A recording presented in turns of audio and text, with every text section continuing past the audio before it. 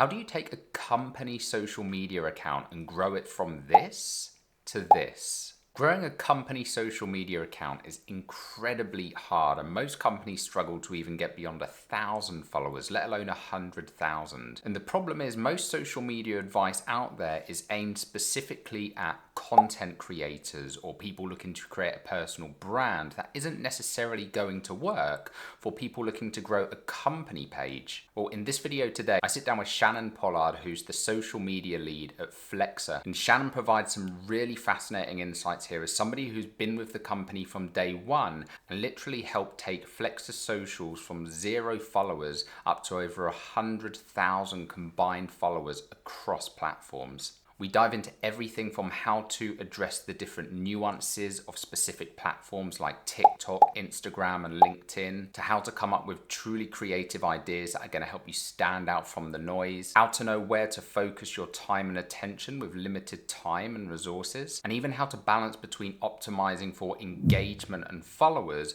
but also optimizing for tangible business growth and revenue. So if you're looking to leverage social media for your company in order to grow, make sure you stick around for this whole video, because trust me, you do not want to miss the insights we cover here. Let's get straight into it.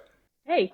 Hello, thank you for being here. I'm super excited to dive into this. I was blown away when I saw your post about what you've been able to do with the social channels on Flexer. It's pretty awesome. And I think the thing that I find really interesting about Flexer is you guys have got, I guess, almost a bit of a kind of challenging job in that you're kind of speaking to both like a D2C audience, but then also you've got the B2B side as well. So I really wanted to start there actually, just to understand, like, for you, like how do you kind of tackle that? Like, how do you do you split your content out into different personas? Like, how do you kind of go about that whole process? Yeah, so it's an interesting one. I think it's been quite a unique journey with that because I started at Flexer like from day dot basically, so kind of had a completely blank slate. I guess in the beginning we weren't really splitting our audience out at all. So in that first like one year to 18 months, it was very much like we were just kind of talking to everybody. We did actually try splitting our audience into B2B, D2C at the beginning of last year. And it was really interesting because it didn't really work. Like there were positives to it, and other things happened, like we saw an increase in like leads in certain areas and things like that. But for the most part, our engagement, impressions, and all of that nice stuff, we did see a drop in that, and the engagement kind of fell off a little bit.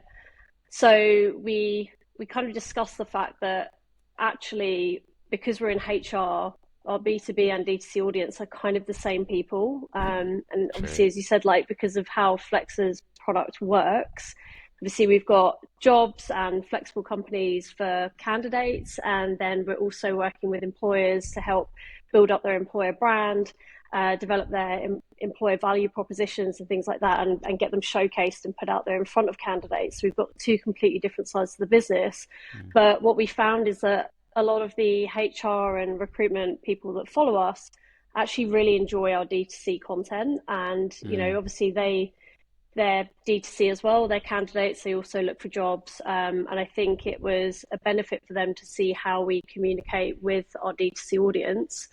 So when we kind of combined the two back together and developed a strategy that kind of tackled both at the same time, obviously we have like some pieces of content that are more B2B, some that are more D2C, but for the most part, we're kind of talking to everybody. And that seems to work a lot better for us. So that's what we're rolling with at the moment, and it seems to be working well. So.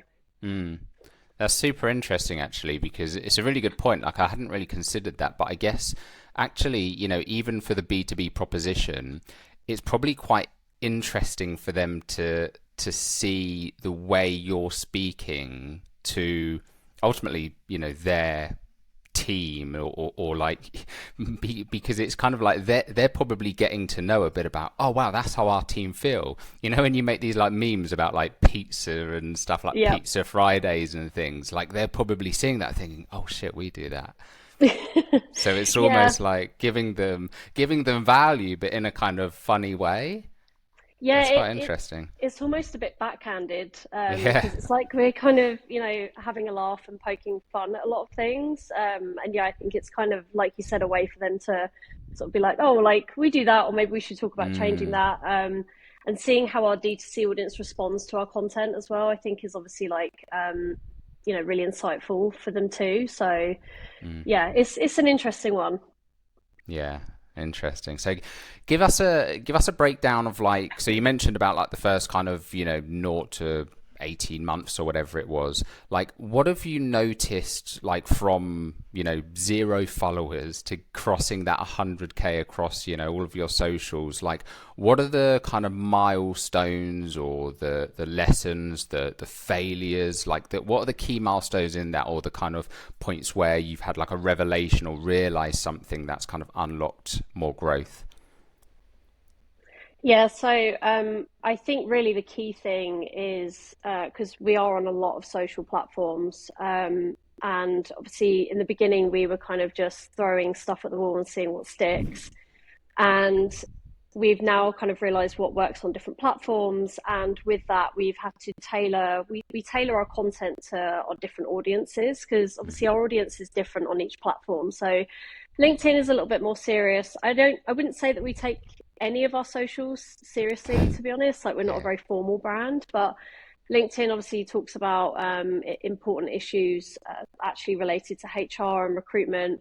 We often kind of highlight headlines where they're talking about companies that are forcing people to return to the office and tackle kind of issues like that. And our posts will always be informative, but also, there's an element of humor in there as well. So we've kind of taken that approach on LinkedIn, and it's more long form kind of text based content, but usually with an image to accompany it. And Mm. then on Instagram, and I'd say like TikTok as well, even Facebook. Sorry to stop you there. Just wanted to come back to that LinkedIn thing because I'm quite Mm, interested about that. Like, so are you saying that the humor was, did you find that was quite a big unlock in terms of growth? yeah, Really? 100%. I think, LinkedIn's quite, I don't want to say boring because it's not boring, but, Yeah. people are kind of there for, the similar reasons, and it is a very formal environment. I think it was really refreshing for people to see us talking about issues that they care about, but also just being human about it. We, were cracking Mm, jokes, but also pointing out like, actually, this is really shit. But we're highlighting, why something might be bad or why something's good, throwing in examples there, and kind of just chucking humor in there as well. So we're always kind of poking fun, and I think people just really enjoy that because it kind of just breaks that barrier, that fourth wall a little bit. Where mm, it's kind of a reminder that yes, we are a brand, we're a company, and that stuff. But at the same time, we're human beings behind this, and Flexer was started for a reason. There's an interesting story behind Flexer, and it basically boils down to the fact that all of us working at the company, but our founder Molly in particular, struggled to find working environments that suited them. We've all had terrible experiences, and we're all genuinely really passionate about flexible working and the future of work and creating environments that actually work and benefit people. mm.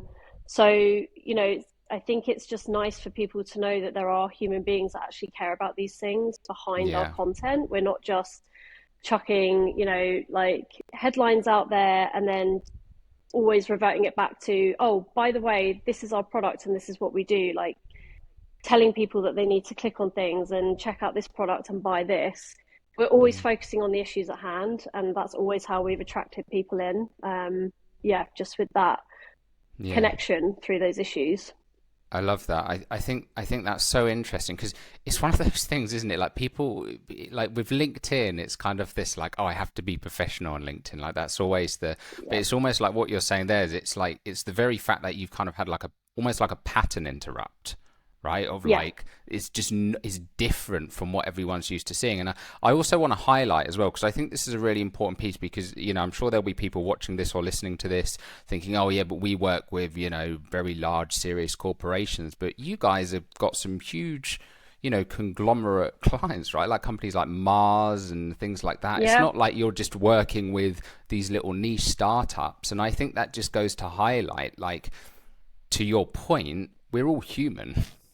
We we yeah. all want to have a laugh, even if you work for a serious organization, there are humans that work in that organization. Absolutely. Like, we've got Microsoft, Huel, we've got like so many big names actually on Flexer. And it's funny because we had our Flexer 100 event. So Hmm. people watching Yeah, I that don't saw know, that. Yeah. that's basically when we rank the top 100 most flexible companies on our platform. And it's interesting because even the like other recruiters and HR people said we actually weren't aware like how many huge names are on Flexer. So and that again, that's something that's really insightful for us. So we're shouting a bit more about these companies. Like TUI have recently joined Flexer, and Awesome. they're absolutely fantastic. And it's so nice to see these huge corporations that ordinarily would kind of have a bit of stigma around them. They're utilizing our platform to, prove to people that actually we're a great place to work and we've got amazing benefits and flexibility and we do genuinely care about our people. So, Mm. yeah, it's really nice to showcase that. Yeah, that's so cool. Awesome. So, yeah, sorry. So I kind of cut you off there, and you were going into Instagram. So, yeah, what did you find with Instagram then on that channel? Yeah, so Instagram's, we tried really hard to kind of take a similar approach with Instagram. It was like, we were sort of highlighting bigger issues, which, like there was a response there, but it wasn't as big as what we get now. I think what we've realized is that on Instagram and TikTok, and I think Facebook as well, we've kind of realized recently is that there's quite a large sort of like anti-work community, and obviously we're not anti-work, but tapping into the issues that that community tends to highlight has been kind of what's unlocked our audience there. So we share this through memes and gifs and things like that because that seems to be what people like on Instagram. We've tried sharing more serious stuff and it doesn't really get as a big of a response. Mm. A lot of our memes, some of them like homegrown, created by me as well. It's all like, again, it's like finding the humor in these big problems that people face. Mm. And it's really nice because like these issues do bring people together. So we'll share these memes and okay, the engagement's great, but at the same time we get a lot of people messaging us and leaving comments and people kind of coming together, and it kind of on all of our platforms really like just enforces these discussions, and that's really insightful for us because then obviously we get to see like the bigger issues and other things that people are having problems with or want to see spoken about. So yeah, like on Instagram, we've got memes, TikTok. TikTok's an interesting one because we're kind of like going through a growth period with that. So we're trying to find our feet.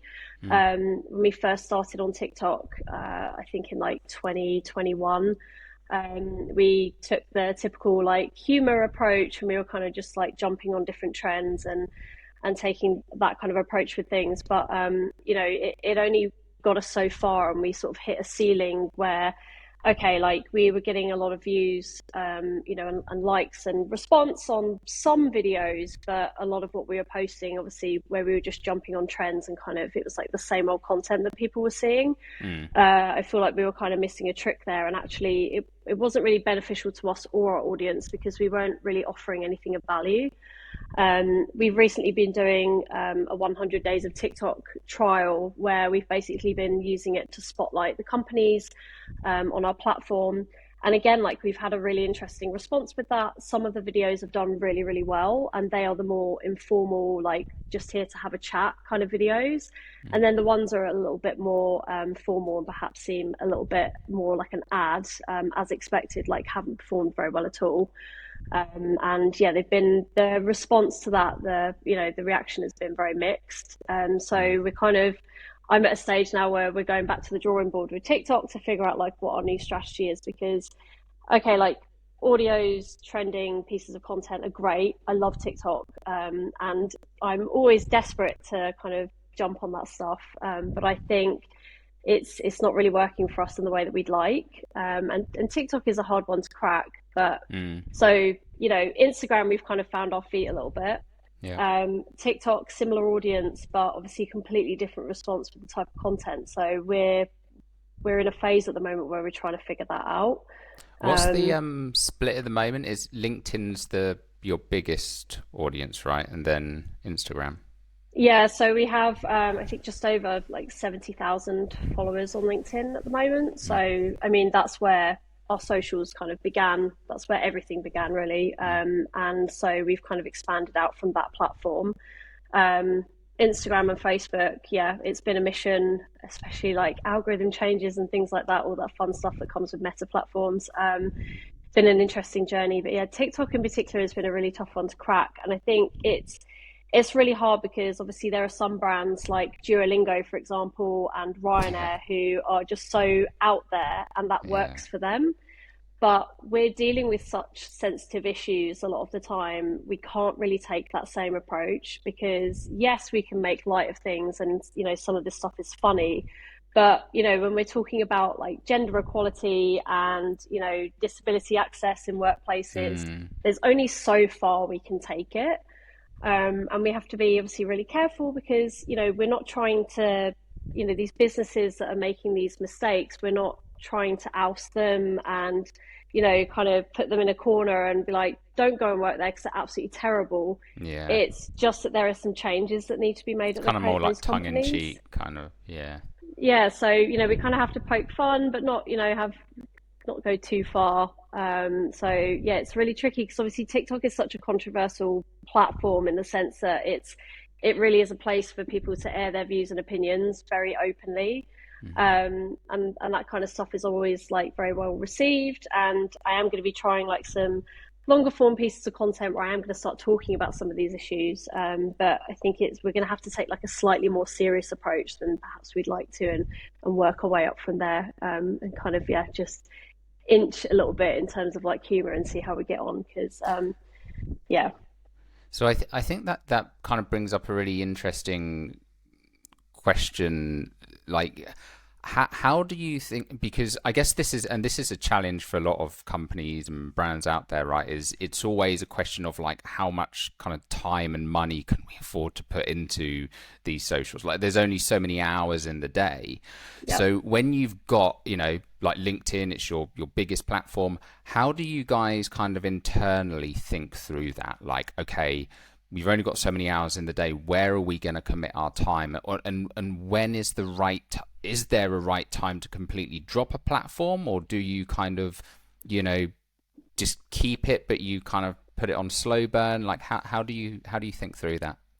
Yeah, obviously being a small company that kind of raises another issue as well with the, you know especially in the beginning I was managing like all of these platforms Yeah. myself, and it did reach a point where it's like, okay, we some of these aren't benefiting us really at all, so we can put those on hold. So the platforms that we kind of paused for a bit were Twitter and Facebook. So in 2022, we did put those on hold, Mm. and we focused on LinkedIn was ticking along nicely. So it was like we didn't take a back seat on LinkedIn, but we kind of had figured things out on the platform. So I knew what content I needed to be producing.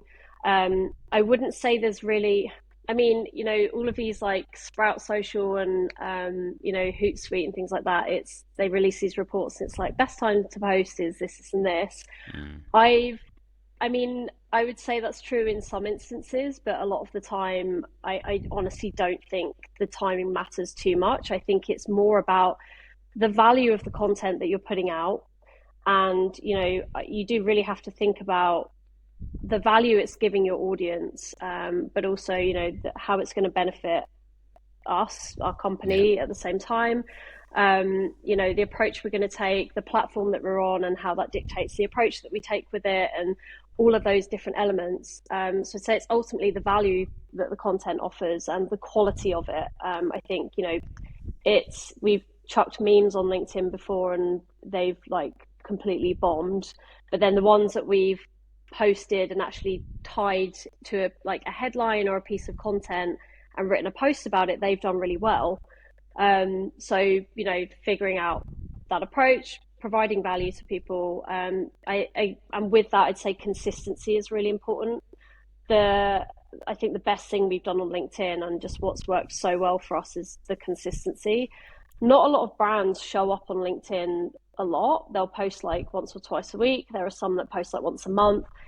You're not, if you're trying to build an audience, that kind of that level of posting just isn't going to work. You really do need to think about how often you're posting, the which days that you're posting, and all of that stuff. Like Fridays, for example, on LinkedIn, talking about timings, tend to be really low engagement, especially, just people are kind of winding down for the weekend.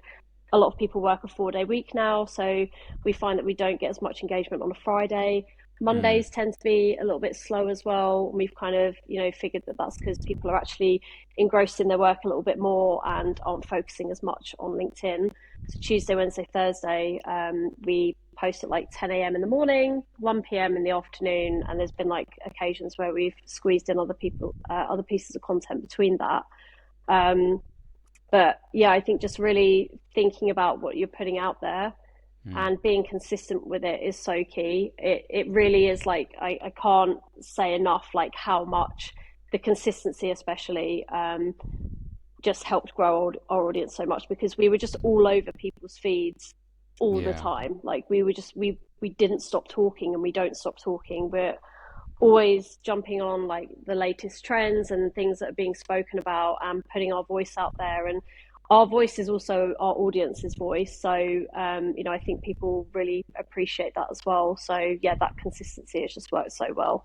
And yeah, with finding the time to do that, because this is it, like just spent like 3 minutes talking about one platform, right? It is tricky to manage different ones. I think what's worked best for us is taking each platform and thinking, like actually doing a deep dive analysis on posts, how they're performing.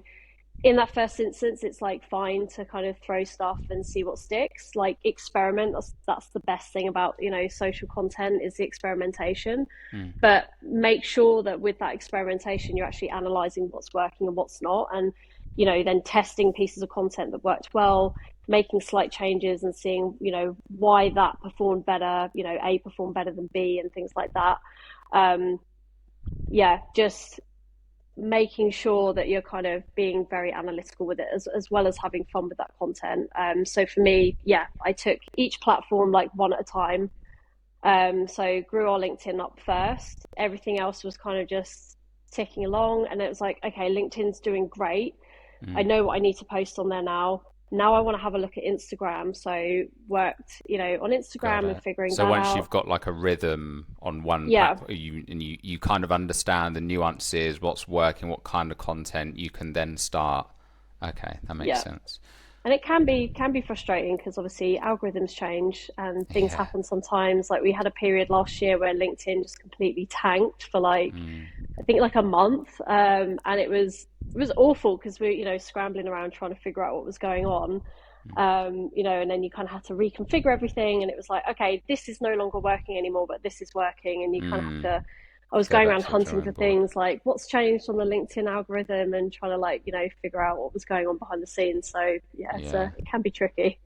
And you mentioned there as well, like the importance of like analysis and kind of looking at like, okay, what's worked and why has it or hasn't it worked?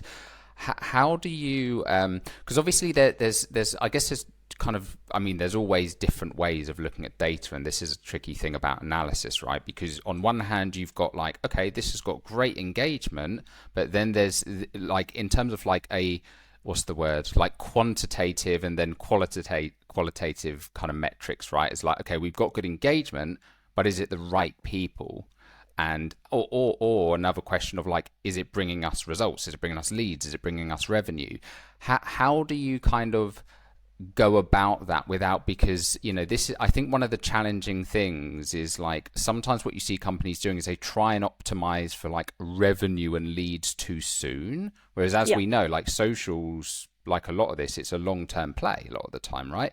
Whereas like, if you don't look at that ever, you might just be building an audience of completely irrelevant random people who are never going to turn into anything. So how do you balance that? Because that's always a really tricky one, I find, for a lot of businesses.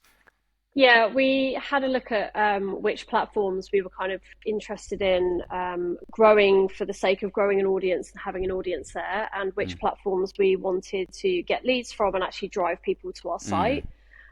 So LinkedIn was obviously a major driver. TikTok at the moment falls into the category of we kind of just want an audience there, or Get at the least word that's out. how Yeah. it started in the beginning.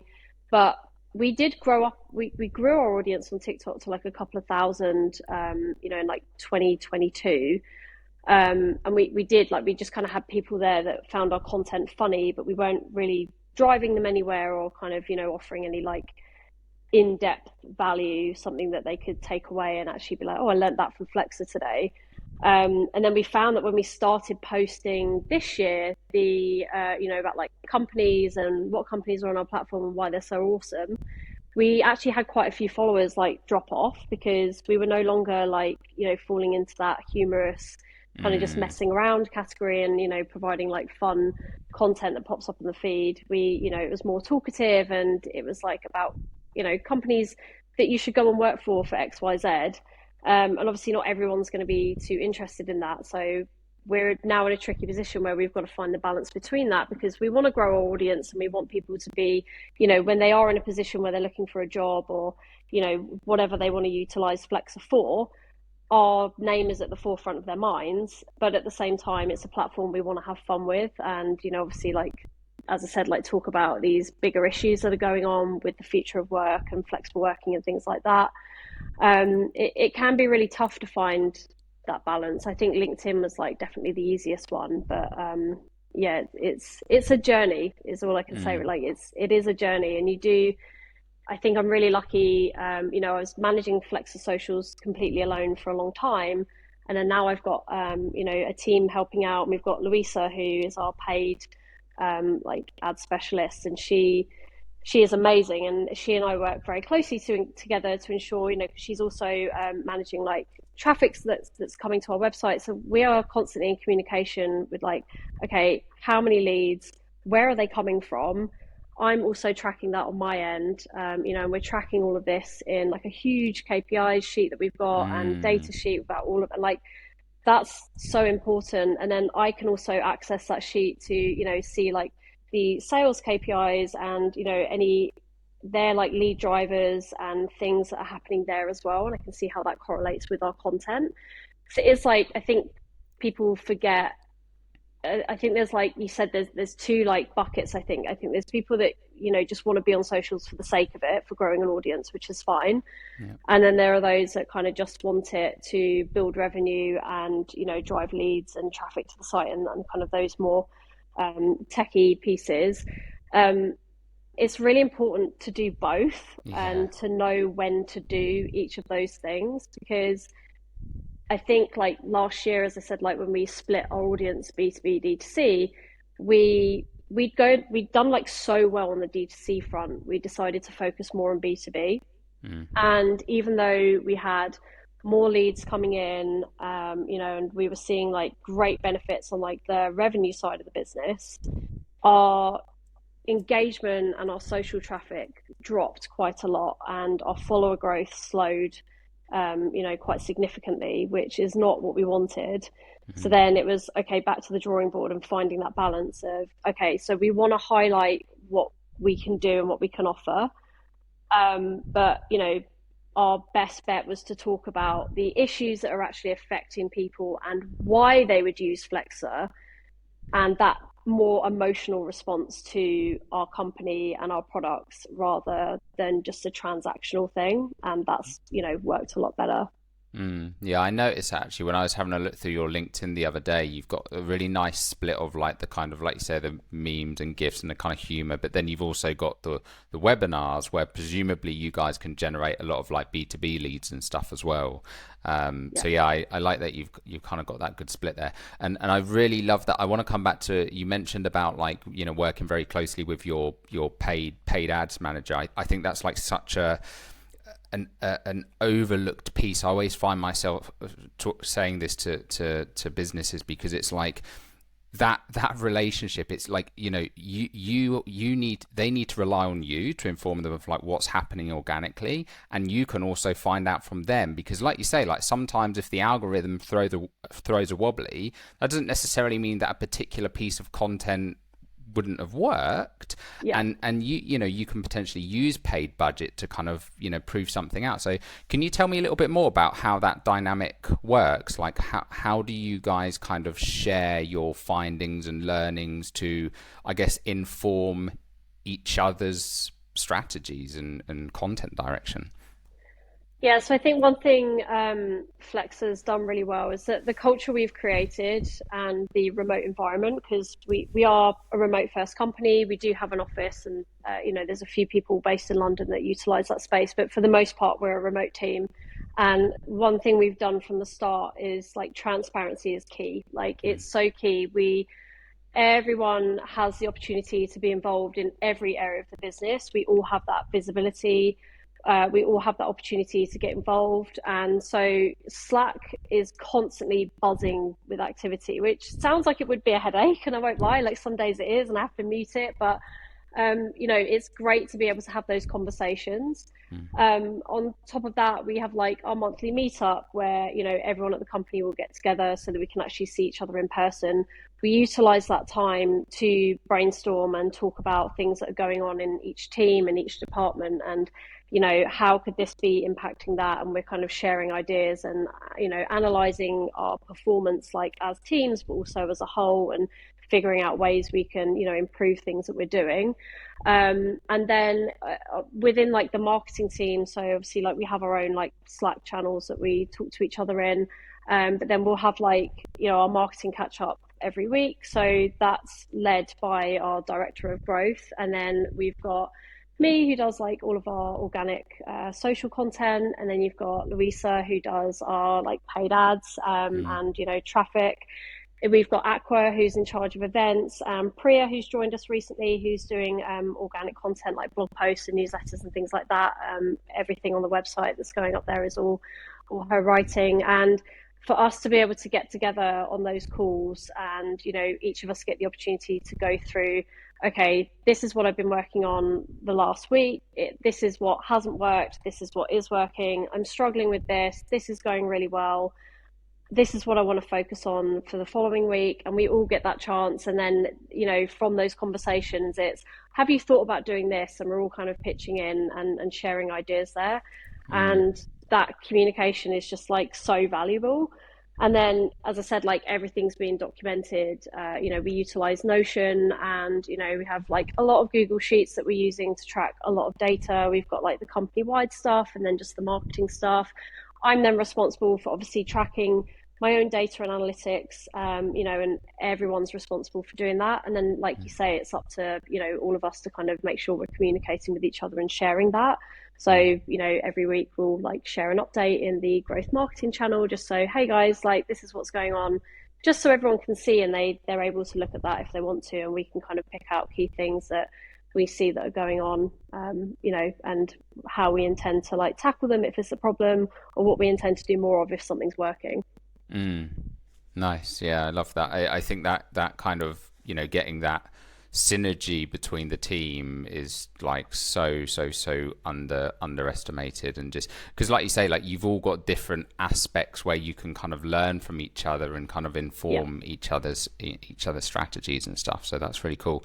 And you mentioned there as well about like obviously you guys have got like some of the event stuff, and because I did notice like with your overall strategy, there's quite a few things that you guys, I don't know what the right word is from like you might correct me on this, from a kind of social media perspective, but like almost like I guess individual like campaigns you guys do, like like you had the, what was it, like flexible floofs. Oh yeah. and like the hashtags and things like, how do you, is that just like ideas that you get? Like, how do you kind of go about doing those? And do you kind of almost separate those into their own, cool, we're going to run this as a little test and we're going to kind of see what kind of results we can get, and, because I really like, it's that audience engagement piece, isn't it? Right. Where you're kind of getting other people to share things, or getting people to, you did another series, which I thought was really cool, where you did like, what was it, like the, like some of the worst comments from someone's boss, or the worst Oh yeah. messages people get, or rejection letters. Like, they're really cool things where you're kind of asking the audience to kind of comment their stuff, so it gets them engaged. Like, how do you come up with those, and how do you kind of think through those and track whether they're a success or not? In terms of ideas, I think I remember when I joined Flexa, and in my interview, I was asked to come up with like just a few ideas of what I would do on our socials. And I think this is like one of the benefits, to having ADHD, is my brain just kind of went crazy with it. And I remember I had like 4 or 5 pages of just like a list of like things that I wanted to do, and like the flexible floofs, that was one of the very first things that we started. So that idea stemmed from wanting to grow our Instagram audience. So okay, we need to get photos that we can't, there's only so much we can do ourselves. It was a way for us to involve the companies that we're working with, but also potentially generate like user generated content. So, and the flexible floofs thing has evolved a lot. We had flexible floofs, flex your desk as well, which is like, it was for people to send in pictures of their like home working space, or if they were Yeah, that was working like like during overseas lockdown as well, somewhere. wasn't it? Yeah. Yeah, which those are just two examples, but like the flex your desk didn't do as well, whereas the flexible floofs, which for anyone wondering is we basically like post pictures of our company's employees, their pets. So that's always done really well. And then it done so well on Instagram to a point, and I think it was in like mid 2022 when the algo changed a little bit, and then there was like a drop off with that type of content. So instead of like just scrapping it, we moved it over to LinkedIn, because obviously we're tagging the companies that have sent us those photos. And then on LinkedIn, people absolutely love it. We done a type form, I want to say about 6 months ago, like asking our audience, what do you want to see more of from us? And it was during that period where we'd kind of dulled down on the D2C stuff a little bit, and flexible floofs had gone down to like being posted once a month.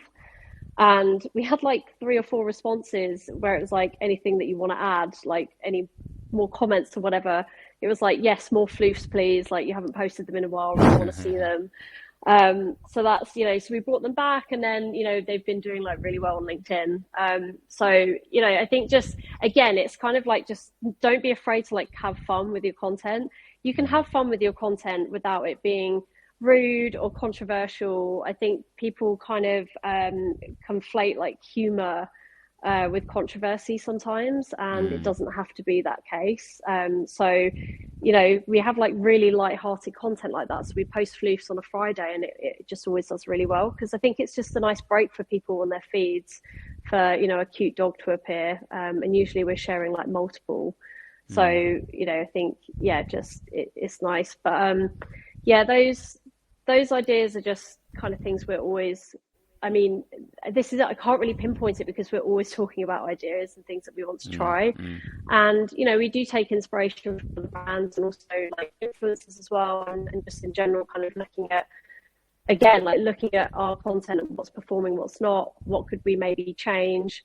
Like the terrible job ads stuff that I did on TikTok, that done really well on TikTok, and then we tested sharing that to LinkedIn, and it also done really well on there. But obviously we had it was more people wanted to actually have a discussion about that stuff rather than just laugh about it. So we had to kind of tailor the copy on different platforms. Like LinkedIn, it was like, hey, we've done this funny video, but let's talk about it. Whereas on TikTok, it's like, hey, we're reading like terrible job adverts, like let's get into it. And that kind of content is something that I'm going to be like building on, because it seems that like the fast editing and the quick transitions, supposedly TikTok are wanting to move away a little bit from that, and they want things to be more of like a discussion, a topic piece. They're apparently trialing like 30-minute videos right now, which I don't think is something, I mean, who knows, but at this point in time, not something I think would benefit us. But we're kind of testing like videos that are sort of between 2 and 5 minutes at the moment. So, there's stuff that I plan, like I've got it on my to-do list this week to, okay, I'm going to talk about this headline, why this is a problem, what this, terrible CEO's done, but how can we fix this? And then, that kind of content on there. So yeah, mixed bag. Yeah, yeah. I wanted to touch on as well, like just, you mentioned there about, you know, being able to test lots of different content. And I think this is like a really kind of important piece because I do feel like sometimes, sometimes you see brands where they're posting and they're so rigid to their brand guidelines. They never go outside of them. And it kind of feels like, well, it's just, it becomes boring, right? And like, how important do you think that kind of, I guess the clue's in the name being called flexible, like how important do you think that flexibility has been in your just approach to content and being given kind of free reign almost on, being able to post that, like try things, I guess? Yeah, I'm truly lucky in that sense. Because as I said, like I was employee number one at Flexer and got given free reign of our socials, and it literally, I had that autonomy, and I still do to, I don't even need to check really with anybody. It's like I know this is going to work, or I want to test this out, and I know what works for for our brand and what doesn't, and what lines I can overstep and what lines I can't. And if there's anything I'm unsure of, I'll of course like always check. But being bold enough to experiment and test things out is so, so important. We've never been afraid to do that at Flexer, and it is, 99% of the time just really paid off for us. So like, it was International Women's Day on March 8th, and I'll preface this by saying we are absolutely huge supporters of International Women's Day, and we highlight it every single year. But we were also, we are like a female-led company, and the ratio of men to women at the company, there's more women at Flexer. And so, of course, a lot of us share like the experiences that we've had and are very passionate about not only International Women's Day, but gender equality and women's rights, and, how women are being treated in the workplace, and, how I want to say, well, not various levels of flexibility, but more so inflexibility are impacting women, and, that they're having to quit their careers and things like that. So huge supporters of International Women's Day, but we were getting frustrated with the fact that the day would roll around and companies shout about women at the company. It's the same thing. It's like a carousel of different women who work at the company or on the team, and this is blah blah blah, and they do an amazing job at this and this. But then that's it. But we want to hear more about like, what's your company doing to support women all year round, to empower women and ensure that they're thriving and able to have a successful career and access to the same opportunities all year round, and not just on International Women's Day.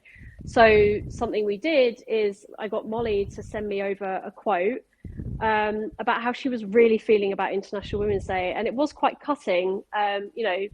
She literally says like, why the fuck shouldn't women be treated the same as men? And it is a really bold statement, and we put it into this very simplistic carousel with bold text, and it popped off on LinkedIn. Like, of course it was a risk, because we were essentially saying like, it's not just about sharing photos of women at your company and that's it, which pretty much every company out there does that. So it was risky, but we did it.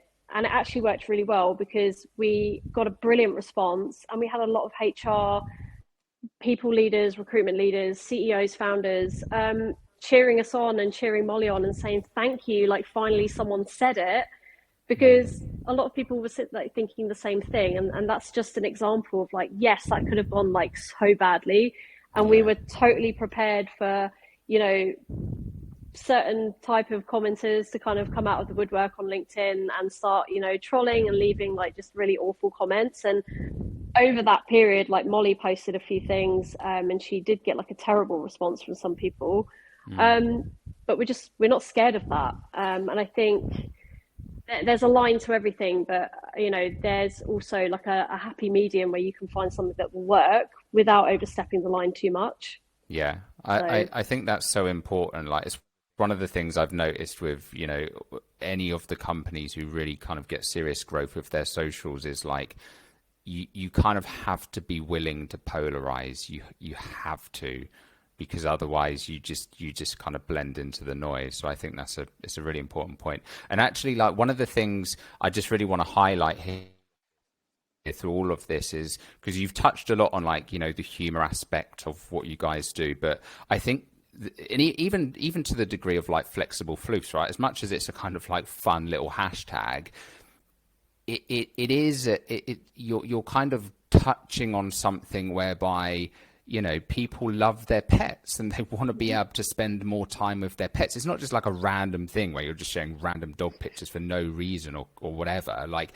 there is an actual reason for that. And even like with, when you're using humor, you're using it in a way to highlight very real issues. And I think from everything you've said, I'm just really getting this sense of like there is this underlying like purpose Hmm. behind it. Like, nothing you're doing is just, and I really, really want to highlight that. And I would encourage anyone to just look through Flexer socials and just, you really start to get a sense of like, okay, they're really on like a mission here. There's like a deeper message that is trying to be conveyed. And I think that's maybe the kind of, another thing where when brands are thinking about their socials, it's an important thing to think about. Like, what movement are we trying to create? Because like you said about that reaction you got from, the HR directors, the heads of HR, it's kind of like that. Sure, it might be the humor or the polarizing nature of a post that grabs someone's attention, but then there's going to be like a deeper meaning and emotion that actually kind of gets them to say thank you, or to take that next step and to be like, let me check out their website, or let me message these guys, or I want to get on board with what they're doing. So I think that's something I really want to highlight. So Shannen, this has been so amazing. So thank you for this. So just one last question I have for you before we wrap up is, I'm going to put you on the spot a little bit here. What would you say is what, like, over the past few years, what's one thing that you kind of thought was absolutely never going to work and it just turned out to be like a massive success? Oh, that's a really tricky question. I think so. Actually, yeah, I know how I want to answer this. So I think it was 2022 in January. Yeah, I think oh God, it was either like last year or like January 2022. I can't remember. Like, my timekeeping's awful. Basically, in a January one year, it was when the 4-day work week trial started in the UK. I'd actually had a post. I'd had to pull a post that was supposed to be going out like now. Had to pull it and had like no backup content to post, and was literally in the middle of writing this like quite a long thing about like the 4-day week trial. And it was the first post that we'd done that really pushed the boundaries and took a really controversial approach.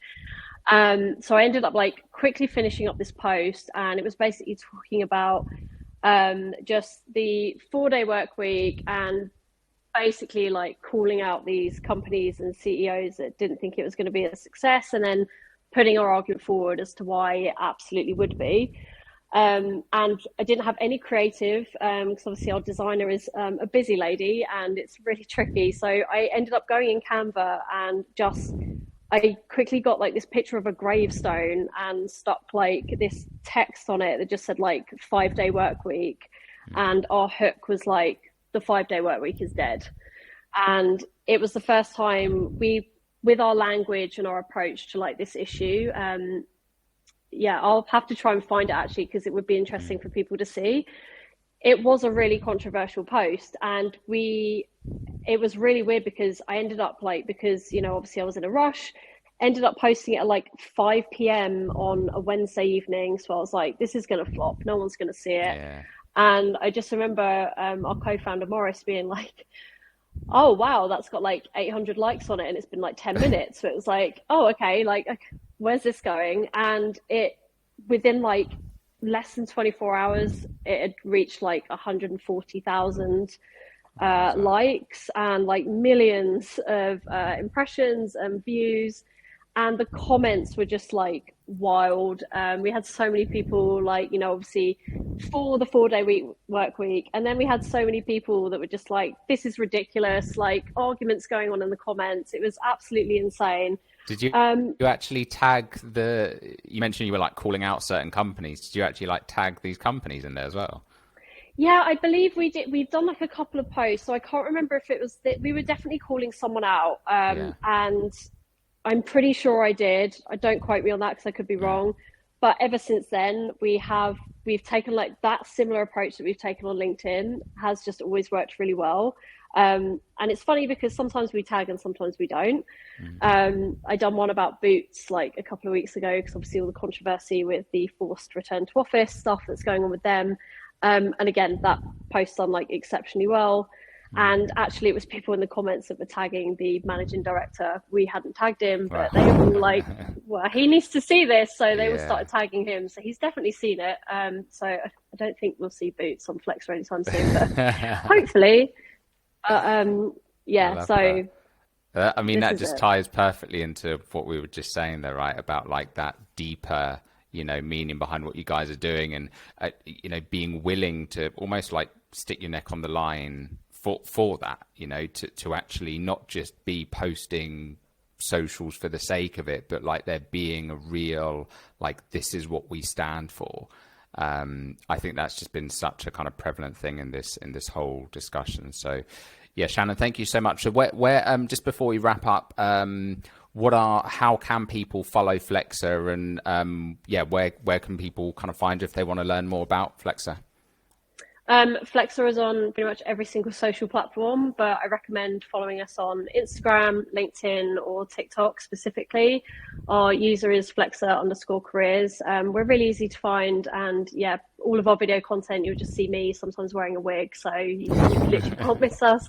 And yeah, LinkedIn, yeah, we're hard to miss on LinkedIn. But yeah, definitely those top three platforms, but we're everywhere basically. So yeah, do give us a follow. Awesome. Thank you so much, Shannen. Thank you.